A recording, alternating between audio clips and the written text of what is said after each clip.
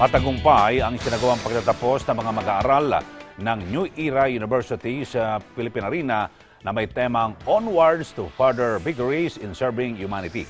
Kapwa naging emosyonal naman ang mga nagtapos at ang kanilang mga magulang sa nasabing okasyon.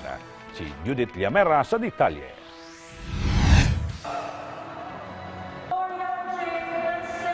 Magkahalong saya, kaba at excitement ang makikita sa mga magulang at mga mag-aaral ng New Era University na nagsipagtapos sa Philippine Arena.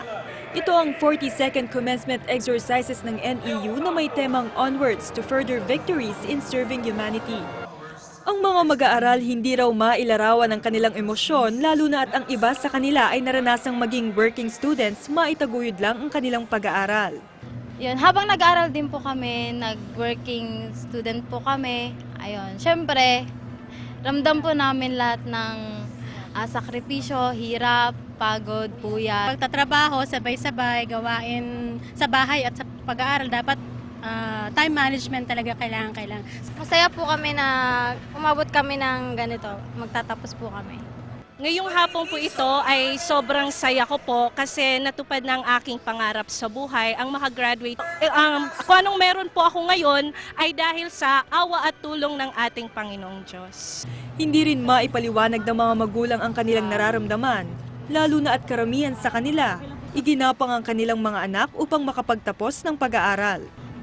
Sobrang saya po talaga namin sa oras na ito dahil makakapagtapos na po ang aming mga anak. So nakita rin namin yung pursige nila sa kanilang pag-aaral.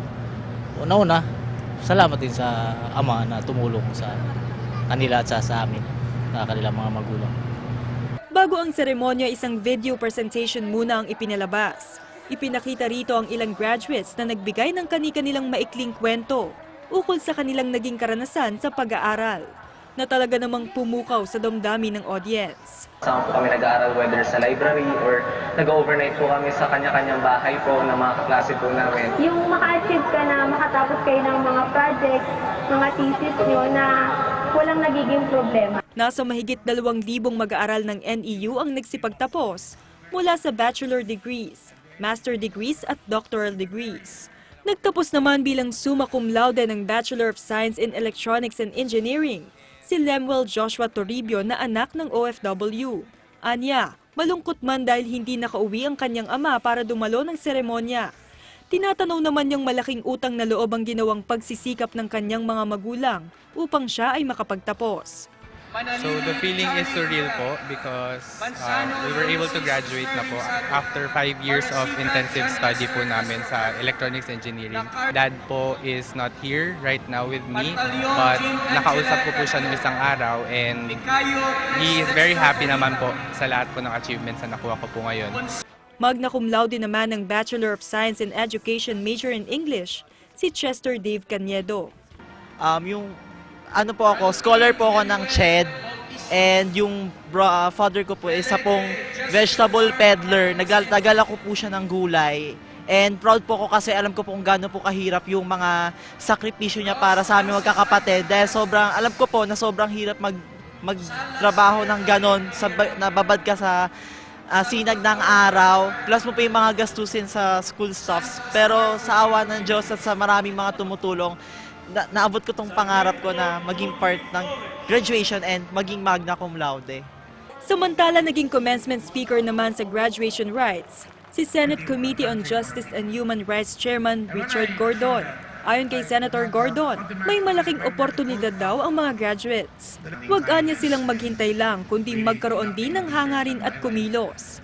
Inihalimbawa pa niya ang Bukawi, Bulacan na noon ay wala halos na mga establishmento na nakatayo. Pero simula noong 2012 ay napuno na rin ng mga infrastruktura at mga oportunidad. Payo niya sa mga mag-aaral, i-decongest ang Maynila at dalhin ang oportunidad sa ibang lugar. Katulad anya ng pagtatayo ni INC Executive Minister Brother Eduardo V. Manalo ng Philippine Arena sa Bukawi, Bulacan na gaya ng Araneta Coliseum sa Cubao. Kaya naman kayang-kaya rin anya ng mga graduate na ito na makalikha ng maraming oportunidad at trabaho. One of the greatest universities where your own president attended in Stanford. That is what you are all about. That is what Kind One is all about. That is what I try to aspire. To create opportunity, to create employment opportunities, to allow the mind, to allow the sinews and the arms of this country to be able to use it. So we can uplift ourselves. We don't have to depend. We can be self-reliant as long as we cooperate. Kaugnay ng tema ng NEU na Onwards to Further Victories in Serving Humanity, ang payo ni Gordon sa mga mag-aaral na huwag kalimutang pahalagahan ang mga taong mahihirap. Gayaan niya ng humanitarian, ibinahagi ng senador ang tinatawag na 4Ps, ang predict, plan, prepare, and practice. So like a humanitarian, there are 4 Ps. You must predict the kind of challenge you're going to have, the kind of disaster you're going to have. You must plan for it, you must prepare for it, and you must practice.